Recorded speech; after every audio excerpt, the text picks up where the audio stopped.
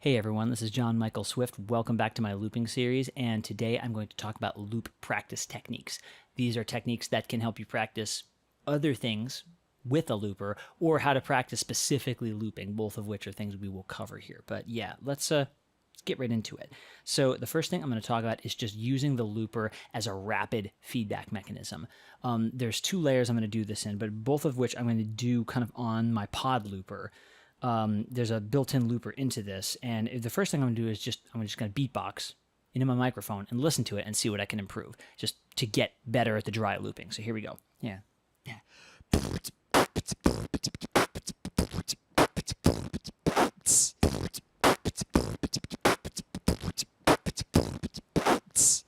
Okay, so there's a couple of bum attacks there, but a lot of it is just, I need to tighten things up a little bit. So I'm listening to that. I'm just going to try it again, see if I can tighten it up.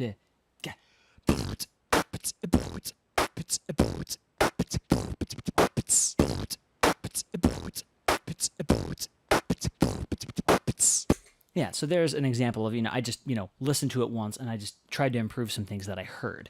Now, one of the things that you can do, it's really cool about the pod looper, is that you can just let that thing go for as long as you want. And then if you're tuning wet patches, if you're using effects on it, what I can do is I can just let that run, and I can go onto my editor on the on the pod channel, and I can edit just from that loop, just the effects. So I can just let it go again and again. So if I re-record the same thing this time, but now with some effects, well, I won't put the effects on it first, but I'm going to come back and I'm going to start throwing them back in and maybe tweaking them a bit to just see what is going to be best for my...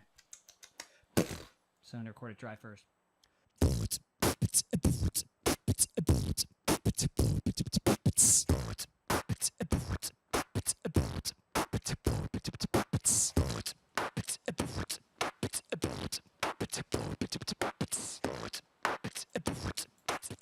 So you see, I get to kind of just sit there and sort of like make little changes. You can sort of hear it morphing a little as I tweak the effects, my treble compressor and my EQs and all these other things. So, that sort of just lets me modify on the fly as I go. It lets me fix things a lot faster on an effects patch. I'm just modifying the thing that I already want to work on. So that's really helpful. Another thing you can do that's a really good loop practice technique is what I call stack hiding. Now, this is a trick where you basically try to do the same thing, but you try to make it sound like you only did it once. So an example would be if I just do like a really simple beatbox, I just do, but what I'll do is I'll do it in such a way that I'll try to overdub it over itself and have it not be audible that I did it more than once. So let's see how I do.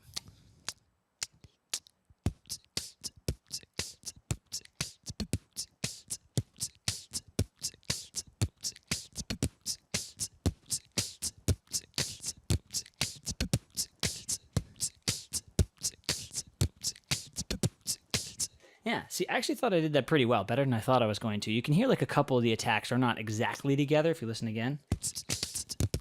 Whoa, that came back interesting. Oh, I don't know why it does that. But when I recorded it the first time, you'll hear those actually all came out. They're all playing together, and there's a little... Let's see if I can get this to go. That's really weird. I don't know why it's doing that. Anyway, moreover, when you record stuff through like that, it should...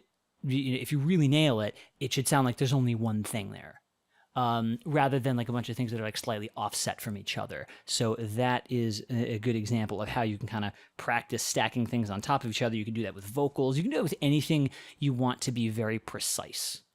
Is practice trying to record it so similarly to the last thing you did that you just can't even hear the difference. So there's another thing.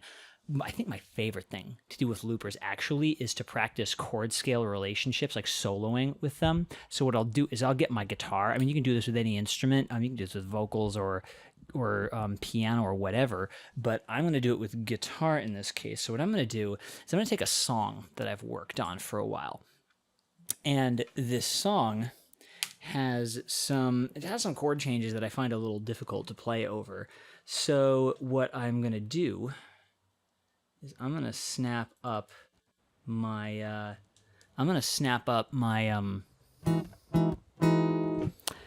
what I'm gonna do is I'm gonna isolate the part of the song. So I'm kind of, at first I could just play through. This part's not too bad. Minor, major 7, but it's not the worst. All the chords up to now are pretty normal. But as I get later into this progression,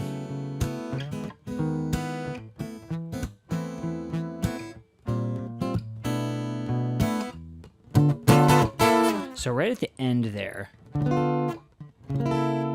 those two chords are kind of funky, and I go through a couple weird chords right before that that sort of change keys. So what I like to do is grab something like that and slow it down, like a whole bunch, a whole bunch. Kind of like flamenco sketches from, I try to make it, I always think flamenco sketches tempo from Kinda Blue, the Miles Davis album. Go check it out if you're not sure what I mean.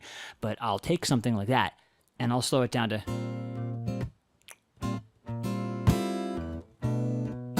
get, or even twice as long as that, to give me time to find the chord tones. The harder the changes are, the longer I'll make it. So I'll give you an example. Here we go. 3 and 4.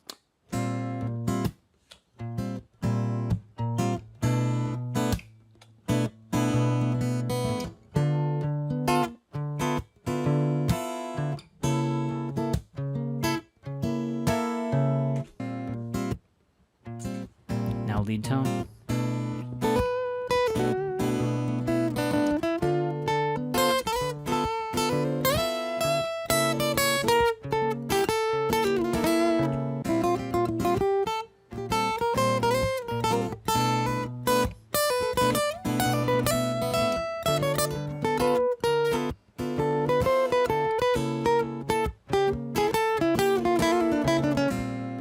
So as you can see, that's a thing you can explore at any pace you want. You can expand or contract any combination of chords that you like, and it really sort of frees you up to just focus on finding the notes of chord changes you have a hard time with. I do this with jazz stuff a lot, super useful.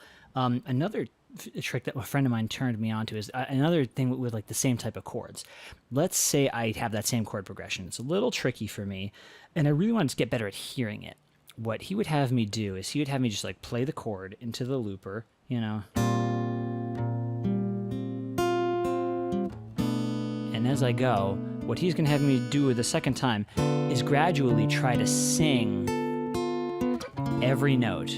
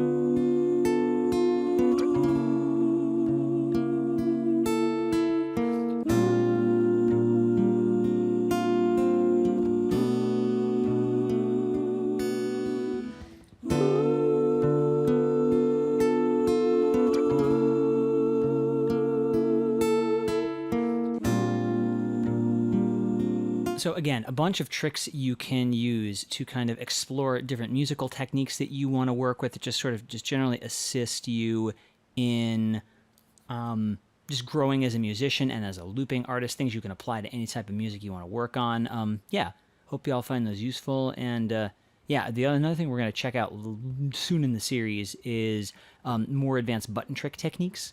So hope you find those useful. Check those out when you're able. And yeah, hope to see you in another video soon. Catch you later. Bye-bye.